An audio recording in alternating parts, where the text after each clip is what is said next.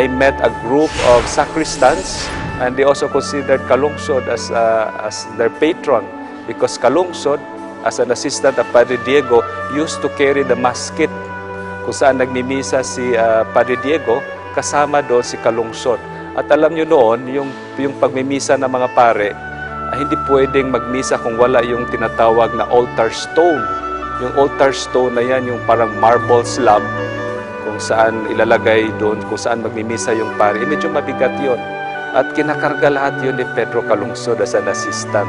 So talagang sakristan. So lahat ng mga sacraments, yun, assistant doon si Kalungsod. He was a young student, one of the students of the Jesuits. So sa kanyang pag-aaral, noon naman, ang pag-aaral noon ay yung sa catechism.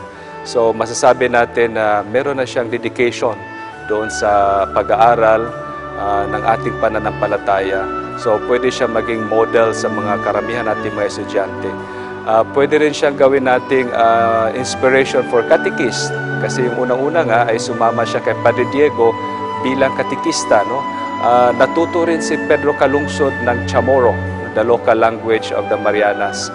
Kaya siguro yon ang dahilan kung bakit yung mga Jesuits kinukuha yung mga bata, kabataan, kasi they easily learn the language. So kay Kalungsod, natutunan niya ang Chamorro at siya yung naging translator, no, between Padre Diego and the natives. So sa kanyang pagtuturo ng pananampalataya, pinapahayag niya sa local dialect, no, yung Chamorro. So for the catechist, yung buhay ni Kalungsod ay isang inspiration in terms of spreading the faith.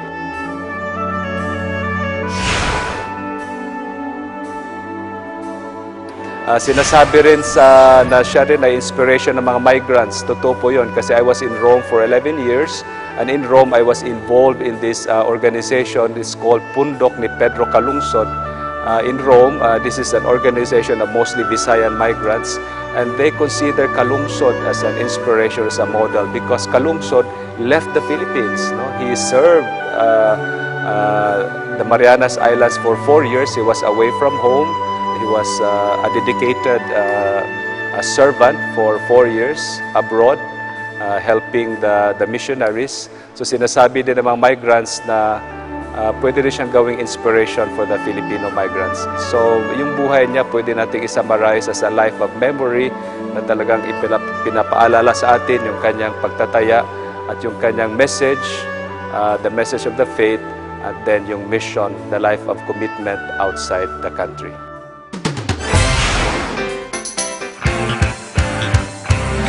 Sabi nga ni Father Alcina, yung word daw na Bisaya, yung saya, it means good disposition.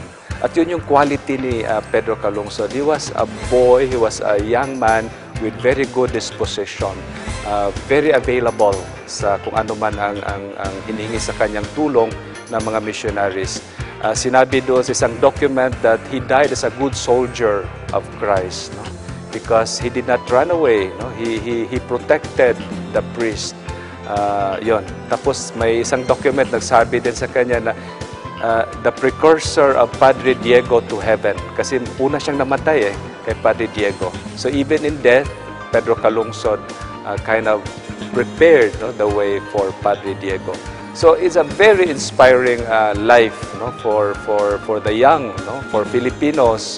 That the second Filipino saint, a young man, a missionary. So napaka-significant na yung canonization ni Pedro Kalungsod ay mangyayari sa loob ng mga events na ito. Kasi very related yung kanyang buhay doon sa Year of Faith at saka yung synod pala ng